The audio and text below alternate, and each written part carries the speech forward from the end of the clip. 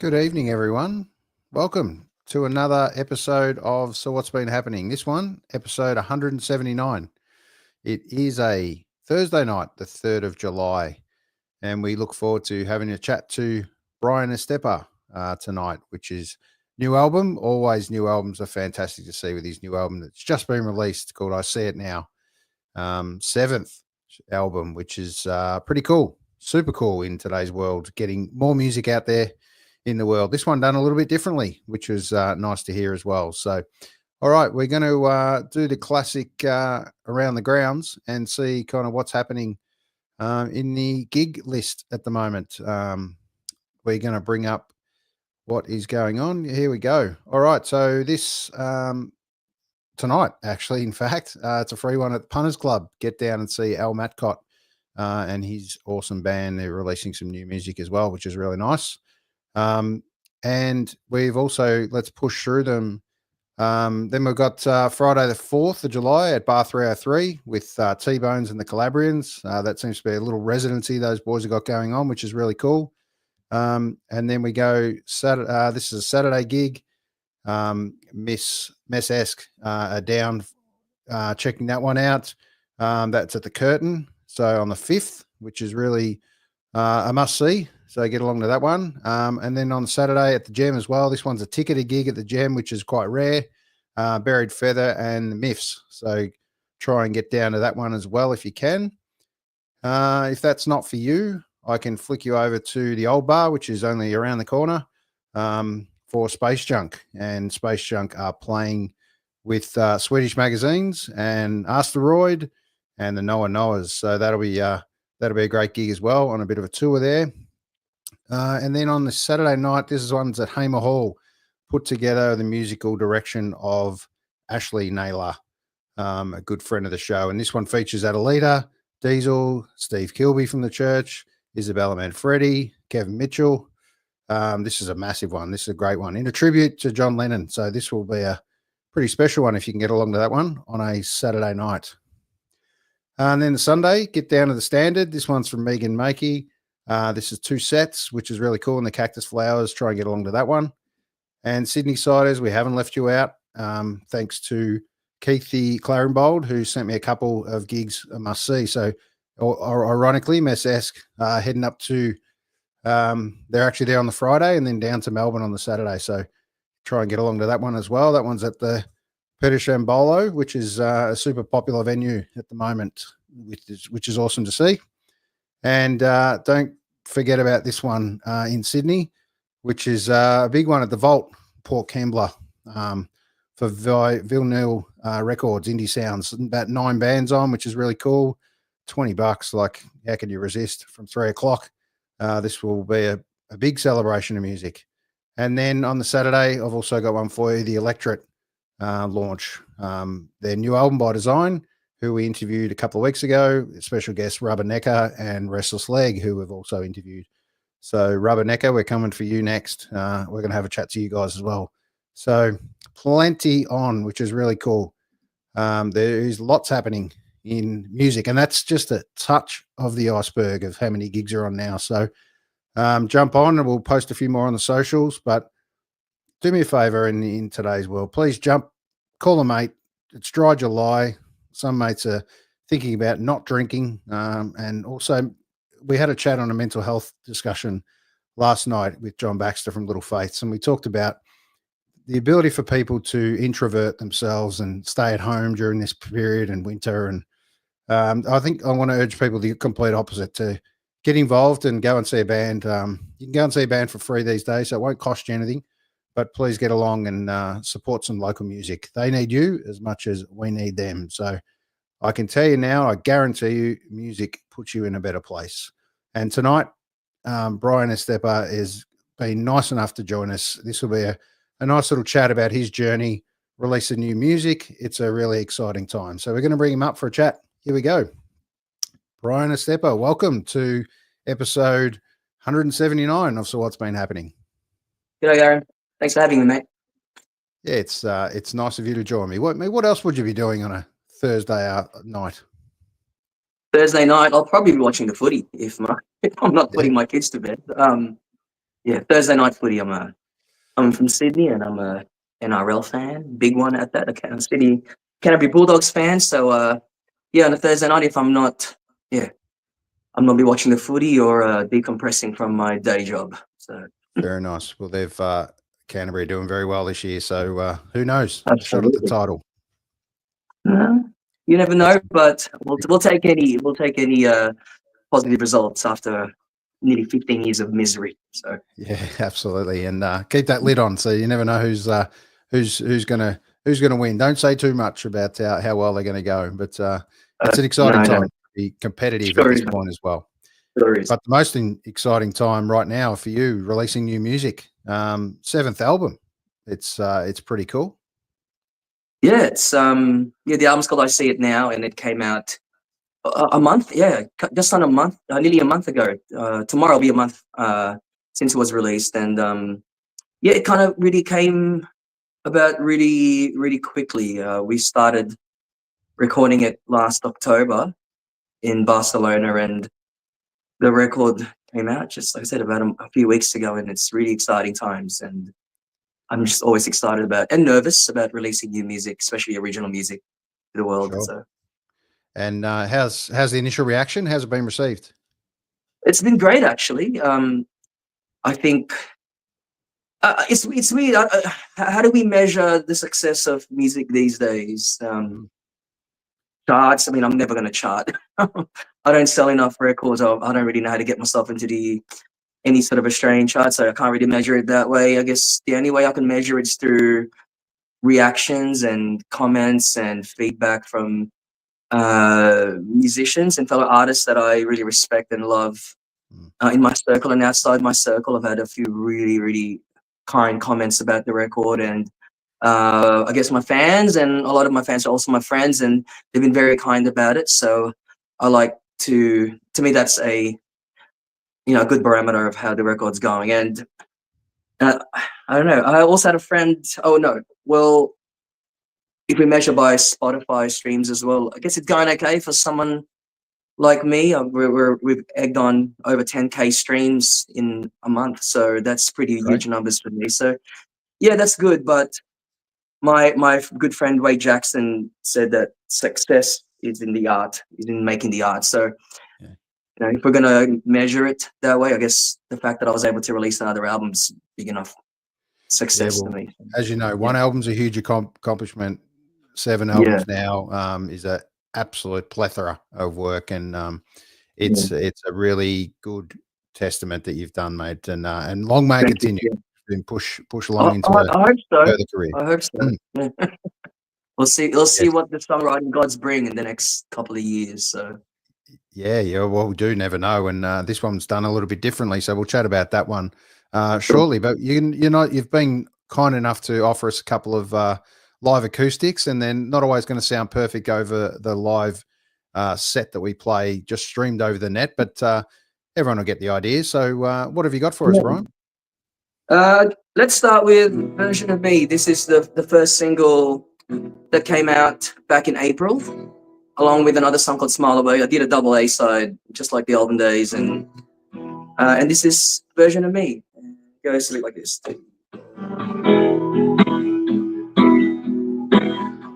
Hey, you might not see it, and you may not know it, but just trust that you've got the best version of me.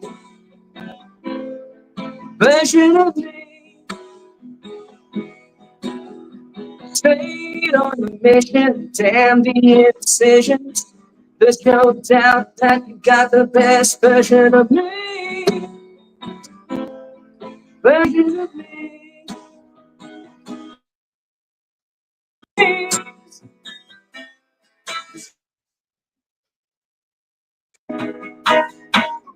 Version of me.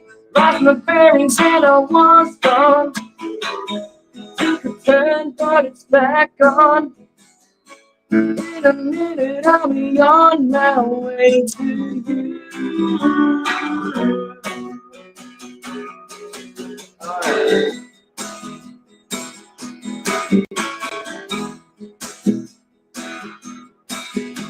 Last for a long while, mine was like a turnstile. Look real hard and you'll see the best version of me. Version of me. Ain't no more excuses when there's no excuses. Make no mistake, you got the best version of me. Version of me. Than the rest.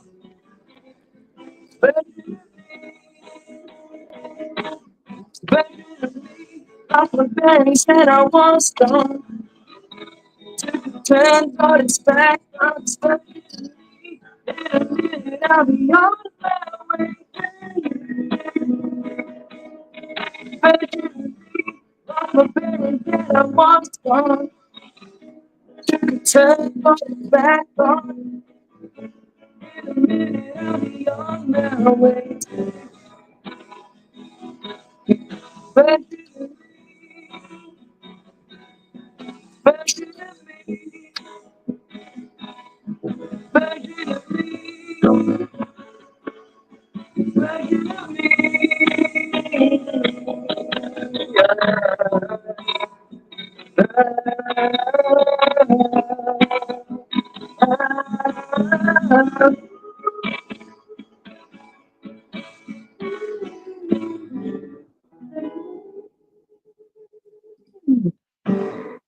Yeah, very Thanks. nice, mate. Oh, Classically, the audio gods almost got us again. So really? everyone gets the idea. And what we're going to do is we're going to play that beautiful clip, so people aren't going to miss out on the beauty of the entire song and the production of that. But we always thank an artist that's prepared to, put it in live for us and have that as documented as part of our little journey here on this podcast. So as I said, it wasn't perfect, and we never know what's going to appear in these internet gods out there. But in amongst COVID, mate, tell us this album. Yep. It's a journey. So do you want me to play the little clip to tell us how this album came about, or are we happy to chat through it a little bit first? Sure. Play the clip, my friend. Let's go. All right. So this is a little behind the scenes on how Version of Me came together. Yeah, I think it's a good way to. Hey guys, I thought I'd come in here and show you the evolution of the song Version of Me and show you the process of how Harvey and I would create a song, especially being in different sides of the world. So this is how I'd normally start. I'd send him a message, I'd be excited because there'd be a new demo that I've written, and I'm hoping for the best from here. Harvey will have a think about it, he'll have a listen, and normally when I know he's excited about a song is that the very next day, or that same night, he'll start working on it. Like you can see here, he's putting together a demo of the song, putting parts that he thinks the song needs, and then he'll send it off to me, and I'll give it the A or an A, and we'll dissect it, and it's all good from there. So now here's me laying down my acoustic guitar parts a few weeks or months down the track. Playing a beautiful Gibson ES335 from my friend Chris Carapetta, who also engineered some of the Sydney sessions. And we carry on, and here's me doing some lead vocals on the song. But the coolest part of this is that my daughter, Audrey, my 9-year-old, got to sing on the song as well. And that was a really proud dad moment, and she absolutely killed it. So proud of her. Yeah, you nailed it, baby. Love you, Audrey. Now here's my friend Nathan Parks playing some awesome clarinet. Not enough clarinet in music these days, or in pop music, rock music. He's my bandmate in Smooth Sounding Yacht Rock Party, and here's him killing it on the saxophone, keeping it smooth. Next one up, all the way from Castellon Rock City, is the great Santi Campos, playing some very tasty whirly on this song. What a thrill to finally have Santi in one of my records. And now we fly over to Barcelona in Blind Studios, where my guys, Jonathan Zuriaga and Luque, start laying down the bass, the drums in the bass tracks. And they are fabulous musicians, even better fellas. This is so cool. It's great to get this footage, being all the way in Sydney and hearing the song develop. Yeah, so that's our process. I love how we do it. It's different to how I normally do it, but hey, the songs turned out pretty well, I think. So thanks for listening to Version of Me, and yeah, keep streaming and share it around. Thank you. There it is. It's released. It's out there in the big world, which is really nice. To tell us a little bit about, other than the distance, was that the only points of difference in amongst this process for you?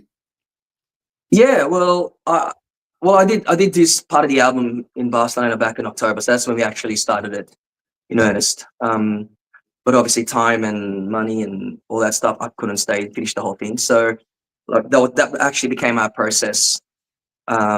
Once I came back to Sydney, so I'd send Harvey the demo. He'd put his own spin into it, and then we'd just build it from there. But there was always just a big collaboration, and Harvey Extremera, JJ Extremera, is such a great producer, and we were always in the same space with everything. It was really bizarre. I've never worked with anyone where it was almost six tenths, and we come from the same musical spectrum of things, but he also listens to a lot of different things, and we were able to mesh our influences together, and we're also really great mates. We've been friends for nearly 2 decades. I've been going to Spain for that long, and we've been friends ever since. And it just took this long for us to finally make a record together, using my Spanish band as well, like those blokes that you saw in that video. So yeah, that was the big point of difference, really. Yeah.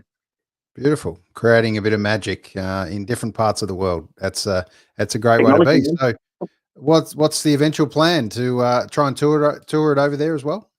Yeah, absolutely. I'll be back there next year sometime. I'm still working out the fine details, but yes, that's pretty much Spain's kind of my main market in terms of, fans to come to see my shows and buy my records and listen and all that kind of stuff. And I'm very grateful. So I've had that opportunity to go there every time I've released an album. Well, I didn't go for nearly 9 years since the last, because of COVID and me having kids and whatnot. So that kind of changed things a little bit, but definitely going back. The last tour was a big success back in April, and back in April last year. So we're certainly going to take advantage of that, and hopefully people respond just as well as with the last previous tours.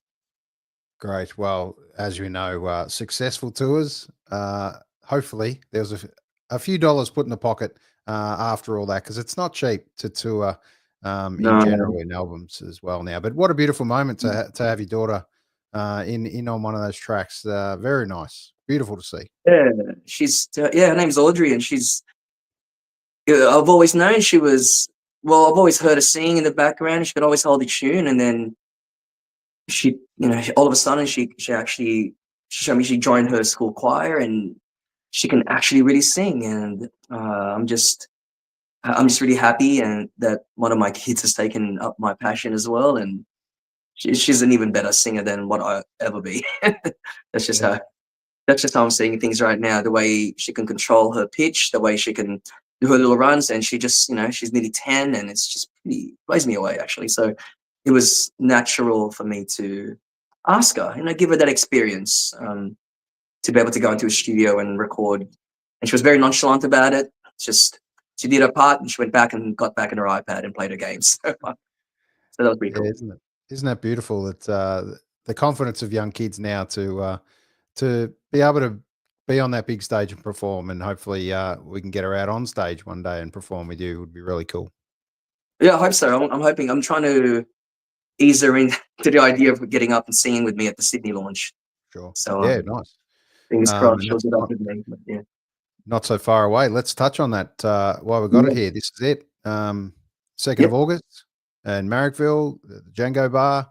Special guest Mark Muldrow, who we've spoken to before on the show. This is great. What a great lineup.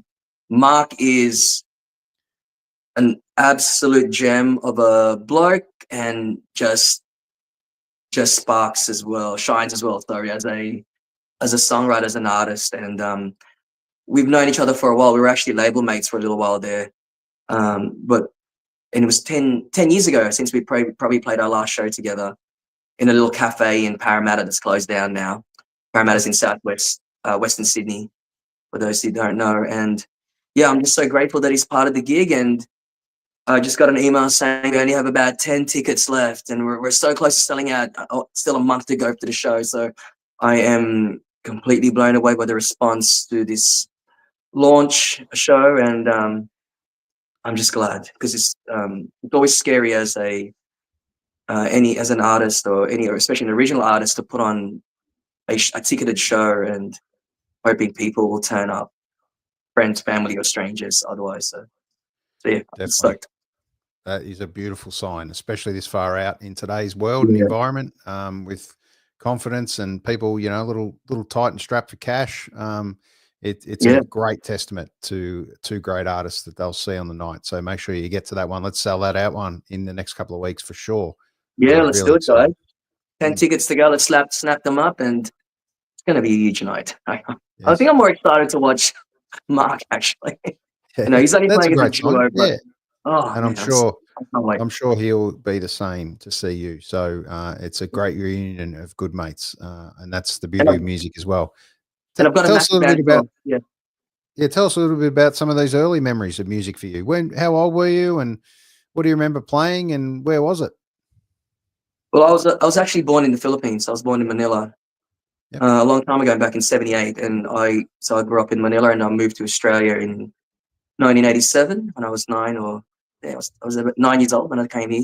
So my earliest memories, my mother's side of the family was always very musical, and our house in Manila was kind of like the house where everyone from different parts of the country came and stayed. We were like I wouldn't call it the party house, but my parents were very generous in having all our extended family always staying with us as a central location, and our house was always filled with music. My uncles would always, one of my clearest and earliest memory of music is seeing my uncles play in our courtyard, acoustic guitars out, beers are out, barbecue, and they're just singing Eagles songs, Beatles songs, Simon and Garfunkel, ABBA, John Denver, country. There's John Denver and Kenny Rogers, Lionel Richie. They're all such huge staples in radio and in just general the music landscape in the Philippines during the 80s. And that was just such great memories for me, hearing everyone harmonize and sing together. And they're all blind drunk as well, but it all added to the spectacle of the whole thing. But yeah, from the very beginning, I was just always surrounded by great music, and especially from that side of my family. Yeah, beautiful. All right, we're going to play a little bit of Lines Will Show, and then we're going to get you to play another acoustic song after that. So give you a chance to have a little breather, and here's Lines Will Show. We'll play just a bit of this clip.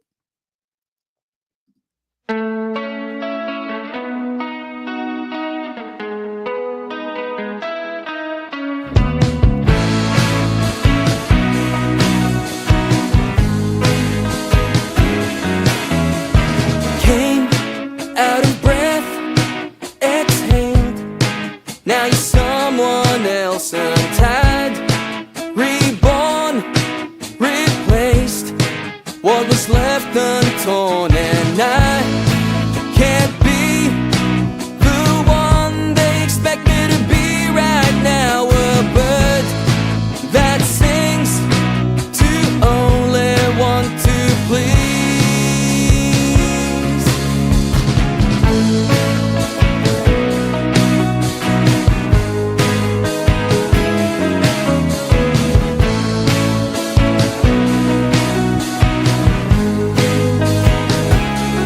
Lines will show on my face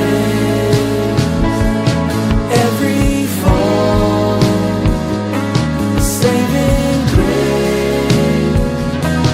Lines will show on my face.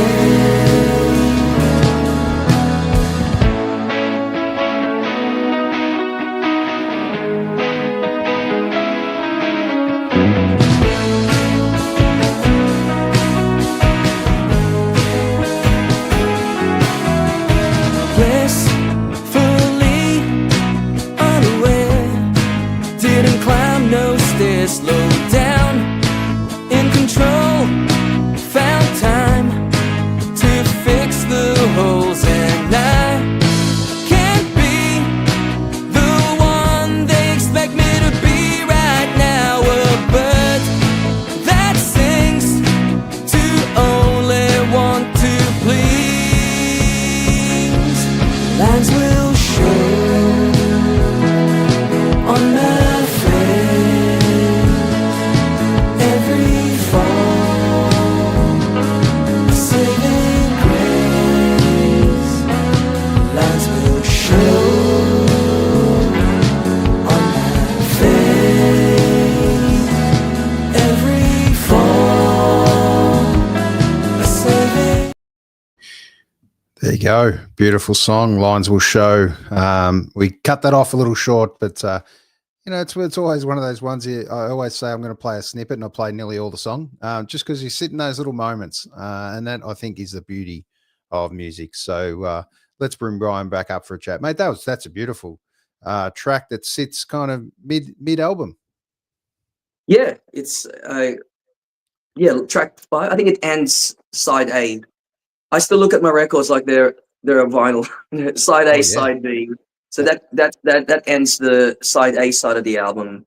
And I wrote that sort of started with that opening riff that you heard, and I was just going through a massive Smiths period, and Yeah. and I'm such a big fan of Johnny Marr's guitar playing, and I just started playing around, and that riff came out of nowhere in the Johnny Marr influence style, and the song kind of just built around it. And yeah, I'm very pleased with that one, actually. So it's the current single.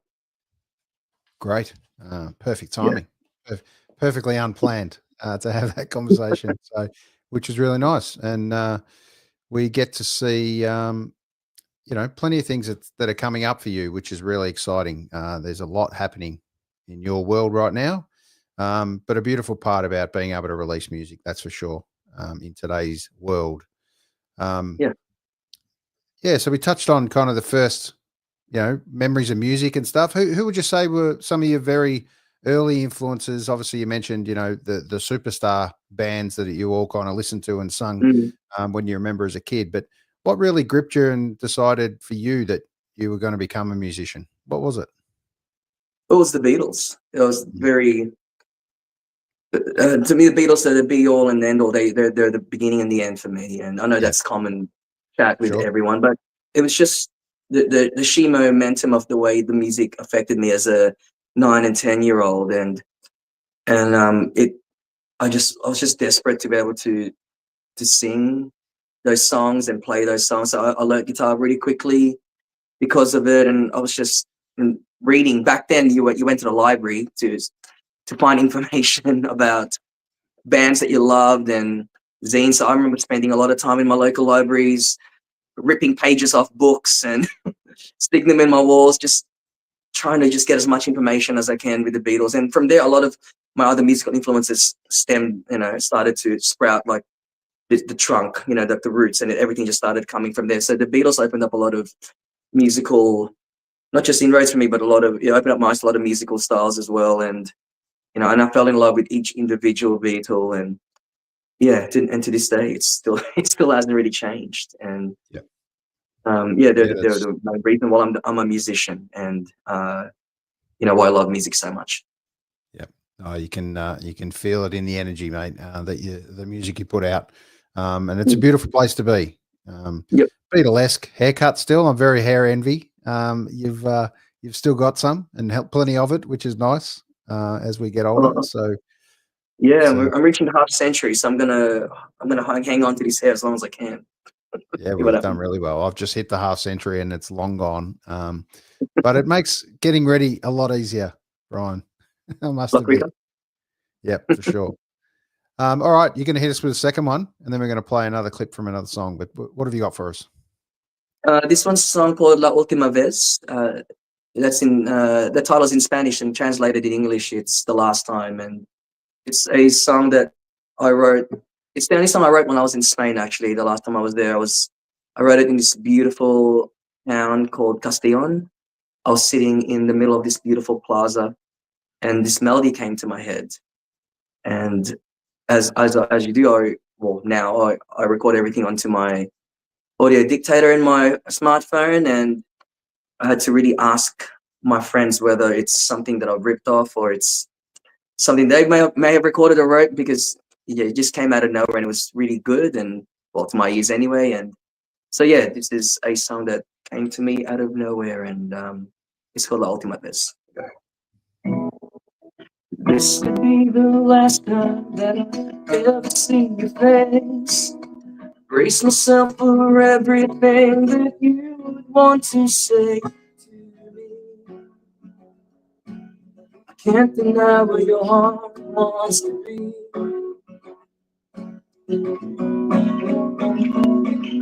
Said this is the only way for us to move ahead. The months that just passed by were made up in my head. I don't know. Like a dream that felt so real, it goes.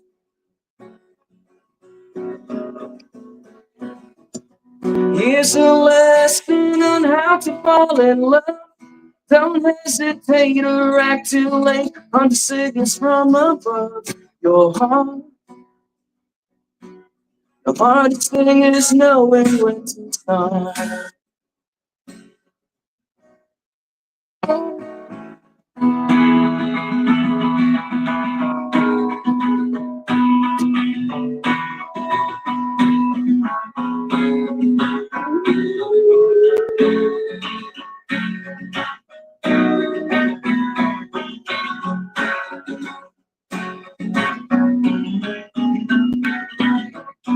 Here's a lesson on how to fall in love.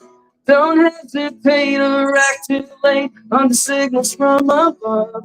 Your heart, the hardest thing is knowing when to stop.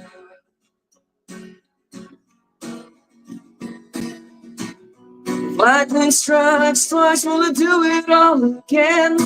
Slide myself too deep and throwing lifelines in the air for you. Way too far and went out way too soon. Way too far and went out way too soon. You and I were never ever through.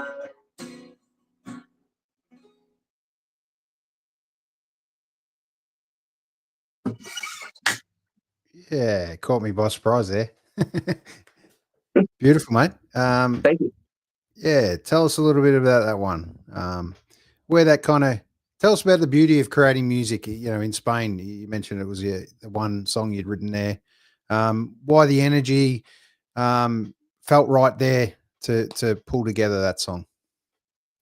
I think, like I previously mentioned, it just came out of nowhere, and yeah, like with anything, as songwriters, we kind of just latch on to anything the songwriting gods kind of throw at us, because. Sure. But for me personally, I'm a very sporadic sort of songwriter. My ideas come in bursts, and when it's happening, it normally comes in a big flood as well. So then I just run with it, and then I'll go through months I'll go through a drought for months and nothing will come out. And yeah, it's just, I try not to force it when it comes to songwriting. I want it to be genuine. I mean, you can tell me to write a 3-minute power pop song or a country song. I know I can do it, but it won't feel genuine. It'll just be a chore kind of thing or just a task. But and in Spain, it's different. I guess when you're in a foreign country, there's always a different energy that comes upon you because you're out of your comfort zone. You're away from your family and friends, and you're excited. So there's extra energy. Either going to bring creativity or it won't. And I just got lucky in that particular moment. Something rained down on me, and out came that song. And yeah, I'm really grateful for that. Yeah, beautiful. And is there another instrument, if it wasn't guitar for you, early days and through your journey, what would you like to have said you would have turned your hand to or became a superstar in? Drums, 100%. That was the first instrument I wanted to play.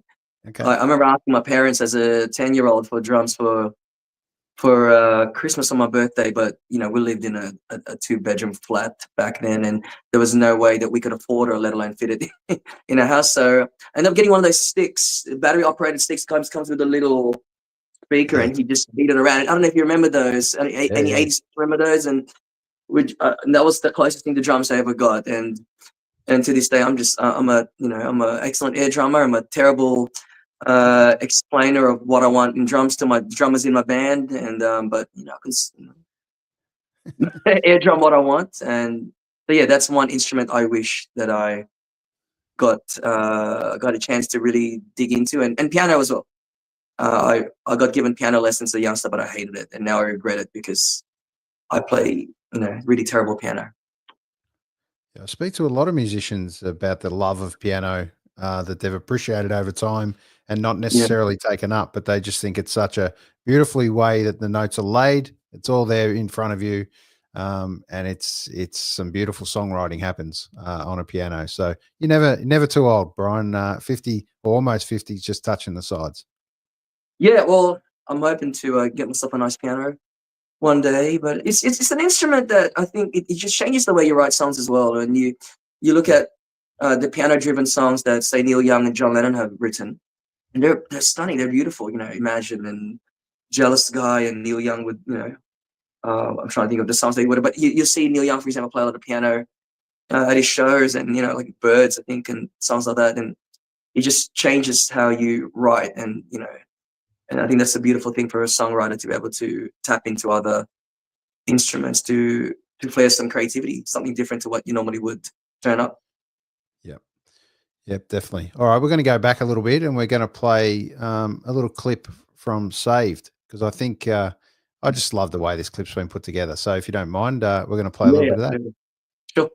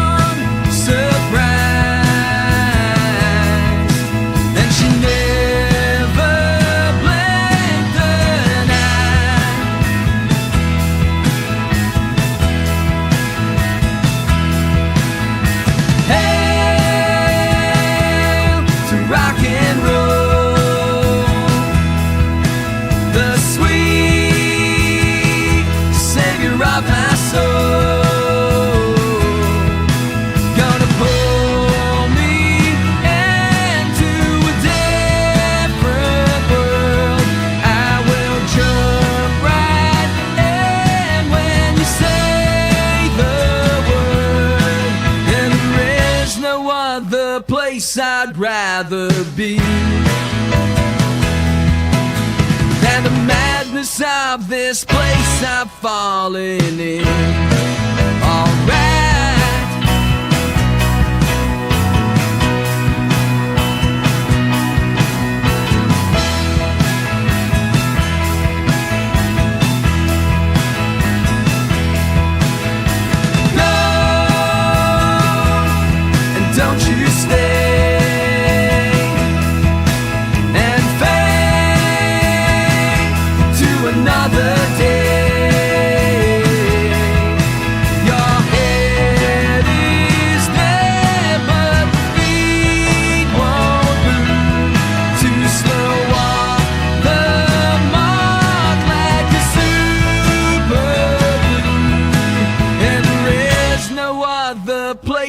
I'd rather be.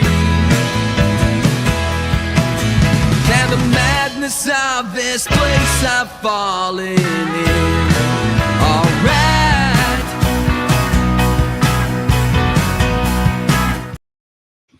There you go. Great way to document the recording process and show a little bit of behind the scenes, bring up some old pics. Mate, that's I didn't beautiful. expect you to play that, actually. That's great. Yeah. Well, it's great too that you've got it out there in the world too, and it sits in a little documentary in the sky, being in YouTube. So I urge everyone to jump on that. We might put that clip in the comments for later. But it's just it's a great way to document a bit of life, and the behind the scenes, the beauty and the creation of being saved in that space of that beauty that is music. Thank you for everything you do. Thanks. Well, those guys, the old photos you see are actually the same blokes in the new recording. So that's I used to play under the name Adeline because I was too chicken shit to play under my own name, and so those guys were there.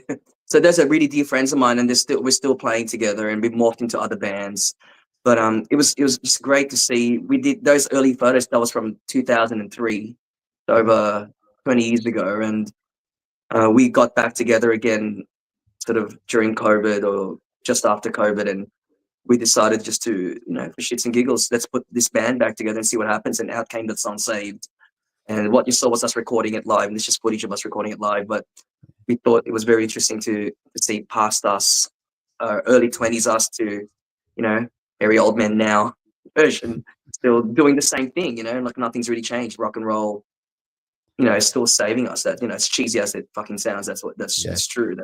That's what the essence of that song is. And yeah, so it's really nice. So thanks for playing that. Actually, it was nice. I haven't seen that in a while too. So yeah, and that's a great part. Is I often interview artists that haven't seen a lot of their old clips for a long time, and they put them up, and they kind of get a bit of a buzz for the beauty that was once before and still is today. But they forget what's even the content in some of their clips. But that old hand raised in the air and yes, I got this. It was one of those moments where whether yourself or someone in the band just like nailed a part, and it's like, that's it. That's the take.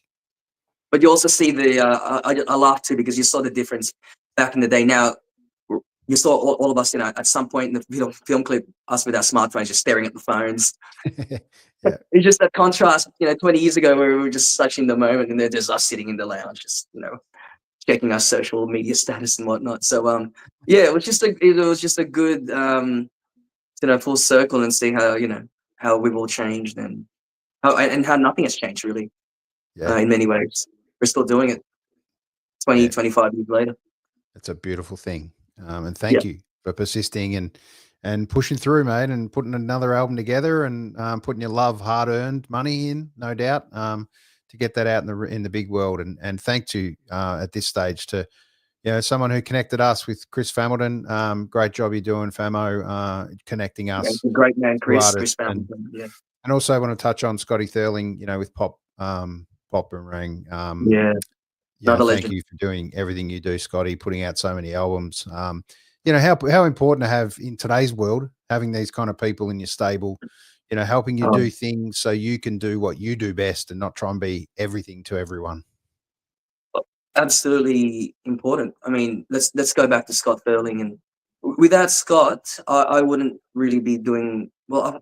I'd still be doing my solo thing, but I probably wouldn't have the early opportunities that I've had without him, because he took a punt on a demo that I sent, and he signed me back in 2006, released my first 2 records, and opened up doors in Europe, and just opened up a few doors for me that enabled me to have a couple extra adventures. So I'm always going to be forever grateful for to Scott, and music people like him who just who bleeds music, Australian music especially. He'll put everything into it, and his passion still the same with Sound of Sever, bringing everyone together. And the fact that we haven't done a record together in such a long, over 10, 15 years, and we're back together again with I See It Now, this new record, and I just think it's a beautiful thing, and we've stayed friends all this time as well.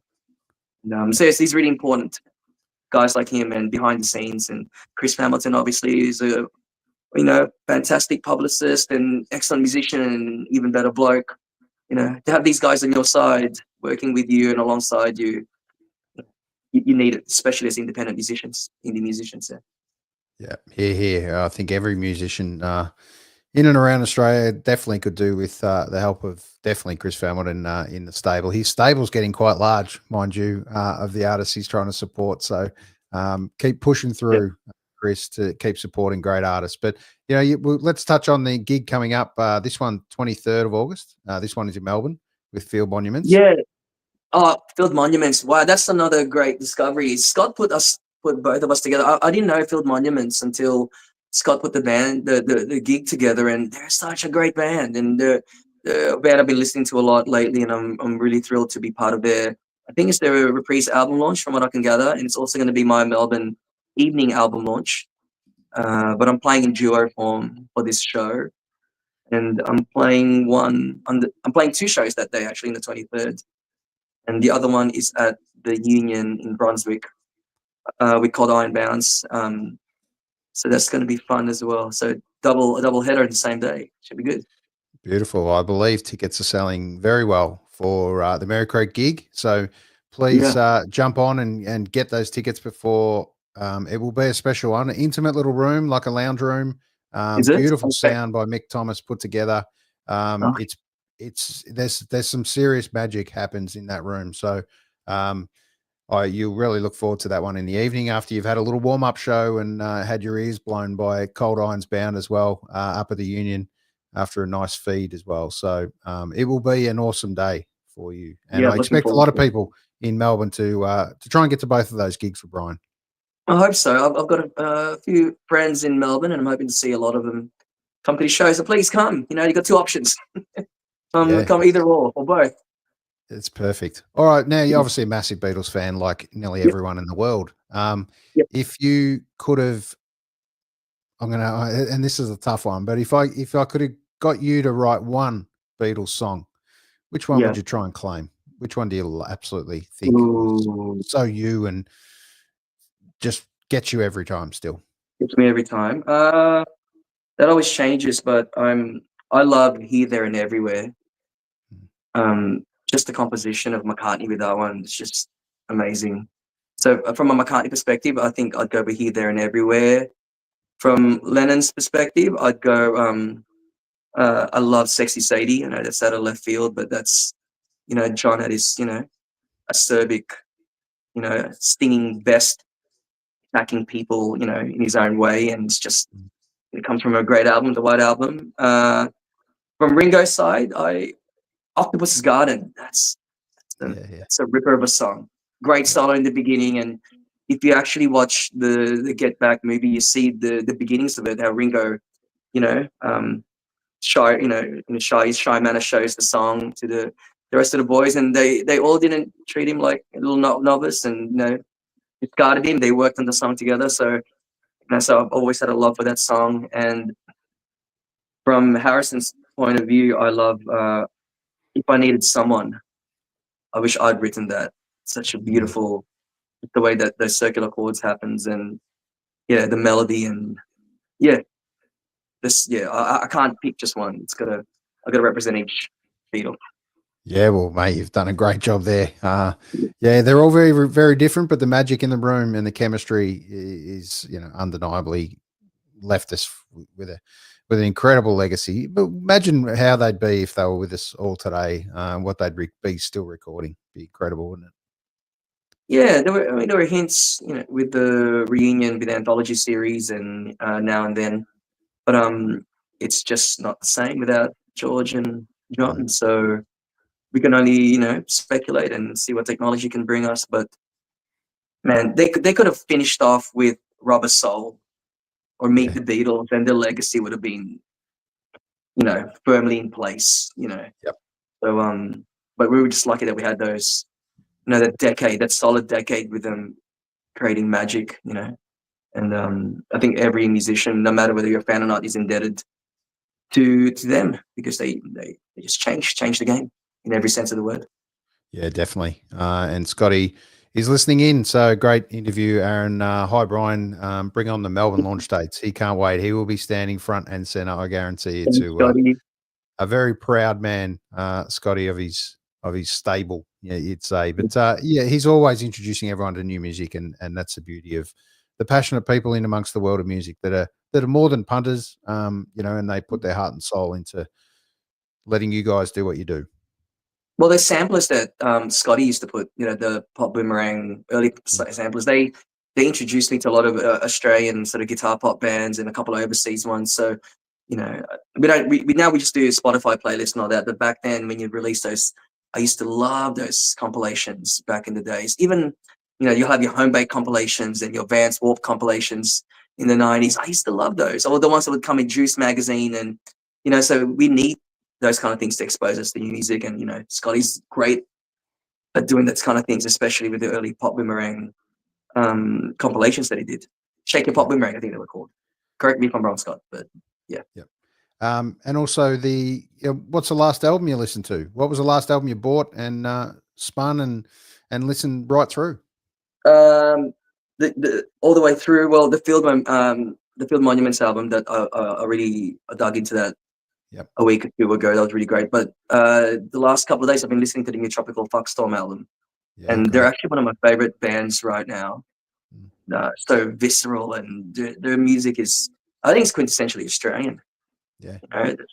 Just the way Gareth sings, these lyrics, it's brutal, but in a beautiful way as well. And when you combine Fee's vocals and sorry, the other name, the girl escapes me, but it's such a great band, and they're amazing live. It's one of those bands you can't take your eyes off when you watch them. And each album's just quality, just keeps getting better and better. So I'm really excited to watch them live again, hopefully soon. And that was the last. I can't remember the name of the title of the album top of my head, but yeah, it's been on high rotation the last couple of days. Yeah, beautiful. And is there someone, a young artist out there, even in the Sydney market, that you've kind of seen or resonated with recently, or connected with, maybe even, that you'd like to give a quick shout out and all the best to? Young artist. Well, my friend Melita, she's a fantastic soul R&B artist. She's the one who sang with me on "Is There Anybody There?" That was my single that came out, I think, early last year.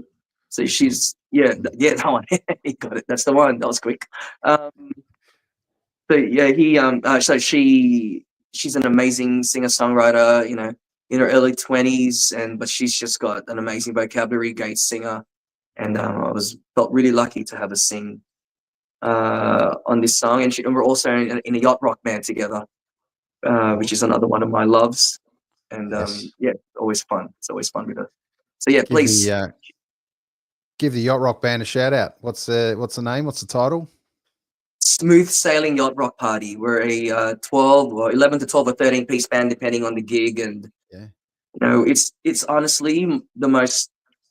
It kind of revitalized my love for playing live and singing live, because I'm just a singer in that group, and I'm surrounded by, these 11 just tremendous musicians, and we're all just friends, and we're all big music nerds, and we're playing songs that we grew up loving, from Doobie Brothers, Steely Dan, Hall & Oates. Who else are we doing? It's just, George Benson. It's crazy, the stuff I grew up listening to, and we play to sold out rooms every time we put a show up, and it's just infectious, and it's hard work, but damn, the night, it's just so much fun to be playing with these guys and playing to these great audiences. So yeah, I love that band. I'm hoping we play against them.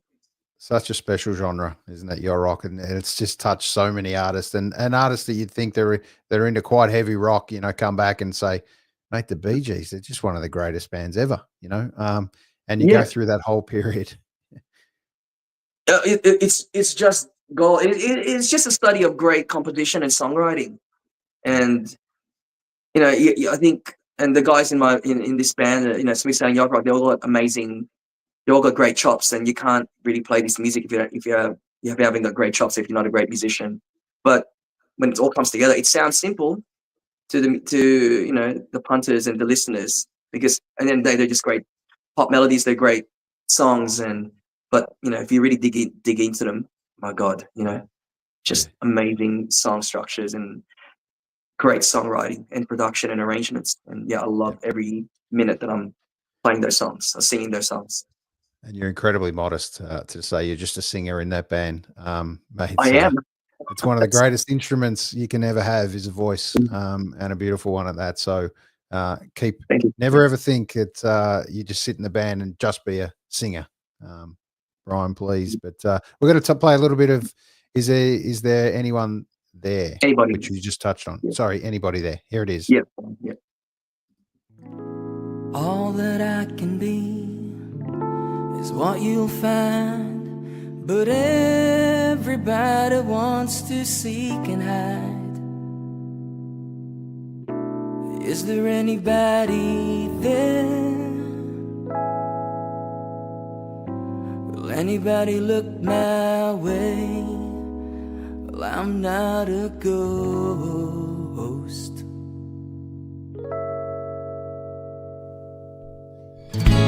Picture perfect scenes, the ride of your life. It's dark enough to make believe there's a tunnel in the light. Well, is there anybody there? Will anybody come my way? Well, I'm not a ghost. Some might say, leave it alone. It'll take some time to find your way back home. Till then we'll leave and roam. We'll leave and roam.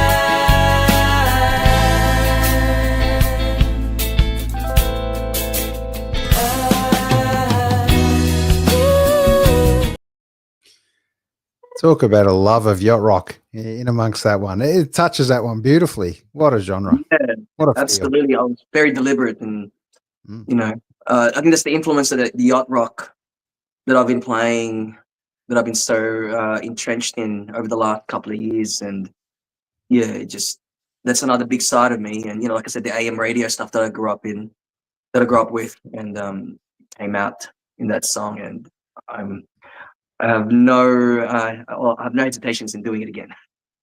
Yes, absolutely. Just a couple more to get through before we finish up. I think it's really important to play as much as your music in amongst this chat and interview as we can. So we're going to hit a little bit of Smile Away, which features on this album as well. Cool. Here we go.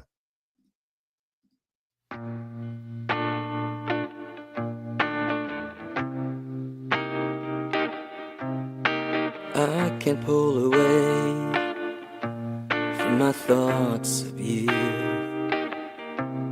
staring at my phone, waiting for you to come through. It's no wonder I'm in a daze. You're the one I want to lose my days with. No plans to rearrange. We'll make it up as we go. Ooh.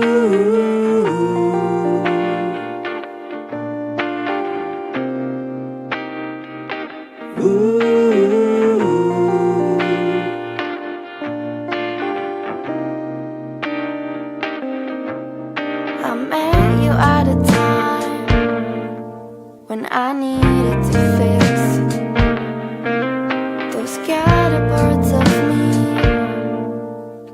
couldn't take a trick.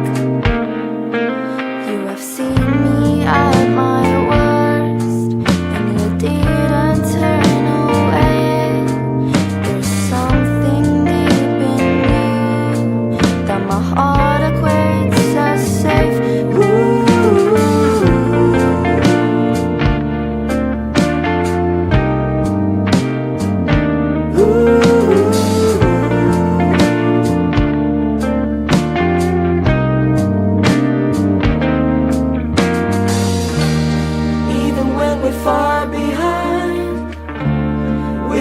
Smile away, breaking up the cycle of falling by the way. But I do see us now.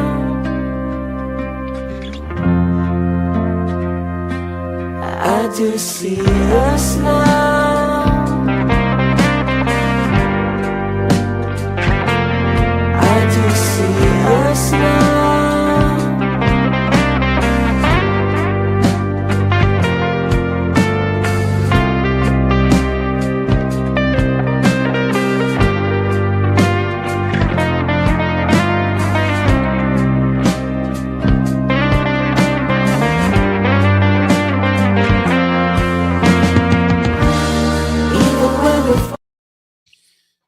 They are some of the smoothest little guitar licks I've heard for a while. That's a beautiful song.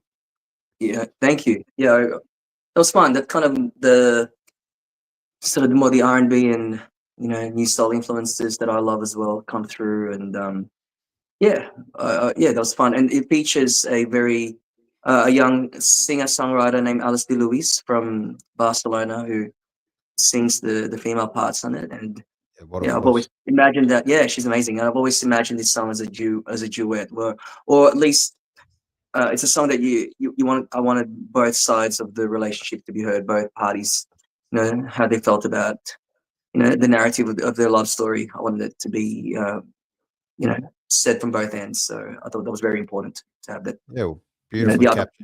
Yeah. Yeah, it's very nice. It's one of those ones that really grips you. You go on this little journey, and you listen in and you capture that the female voice you probably weren't expecting in amongst that when it hits you. It's beautiful. Yeah, it's well done. Great. Congratulations on that one. Thanks, mate. All right, a couple of things just to finish off. Obviously, we touched on gigs coming up, which is really exciting. But after this tour and into the early part of the latter half of the year, what's kind of in the pipes? Are you allowed to kind of let us know about anything else at the moment, or what's the feel? Yeah, there's a few more shows after the Melbourne shows. I've got another headline show on October 3 at the Gasoline Pony. So that's a much loved venue here in Marrickville in Sydney.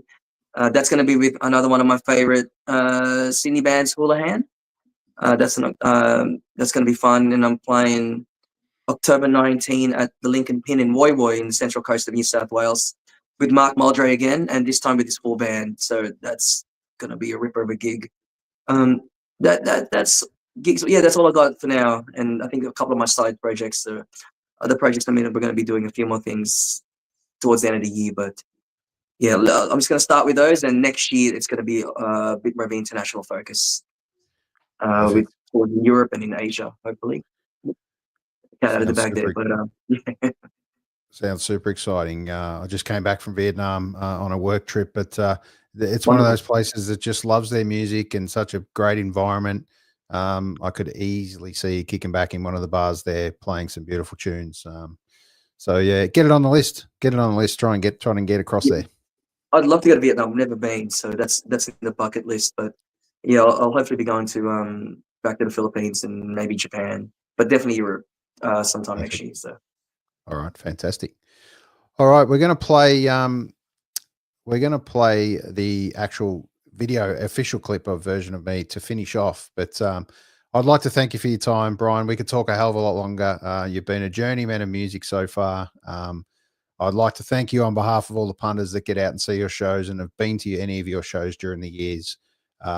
It's an incredible talent to have as music. It's not easy in today's world to continue to push on, but with a beautiful passion, a beautiful performances you do, to be able to release a 7th album we're truly blessed to have your music in the world, mate, and long may it continue. Thanks, Aaron. I appreciate you too, mate, for doing shows like this and giving a voice for us independent artists that kind of they get lost along the way. But yeah, thank you as well. Sure. Well, you'll never get lost in this world, because this will sit in like it does on the big information superhighway, they call it, in the sky, and people will find it over time, which is really nice. Or kick back and listen to. And it's easy to chew the fat for an hour and talk about life and music, and it's really nice to get to know a little bit more about Bryan Estepa. Thank you again. All right, we'll see you out there in the big world soon. Definitely down at the Melbourne gigs, and look forward to catching up with you and meeting you in person. Yeah, absolutely. I'll see you at the Melbourne shows, mate. Look forward to it. Thank you. Really nice to have Bryan Estepa join us in amongst this. All right, we're gonna finish off with Version of Me. This is a beautifully put together clip, as all of Brian's are actually. There's a bit of magic in amongst music clips, and this is one of those ones you kick back and just enjoy what life can bring. And the Version of Me, this is one of the best versions, and that's all you can ask about yourself, to be the best version of yourself. And I think if you can do that, the world will be a better place for all of us. So here we go with Version of Me. See you out there soon, and we've got plenty of more shows to come.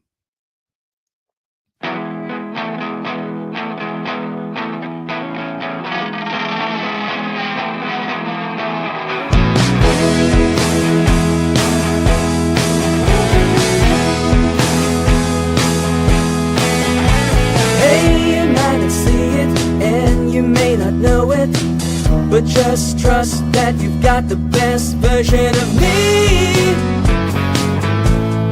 Version of me. Stayed on my mission, damn the indecisions. There's no doubt that you've got the best version of me. Version of me. Surer than the breeze. Version of me, this version of me, lost my bearings and I was gone. This version of me, took a turn but it's back on. This version of me, in a minute I'll be on my way to you.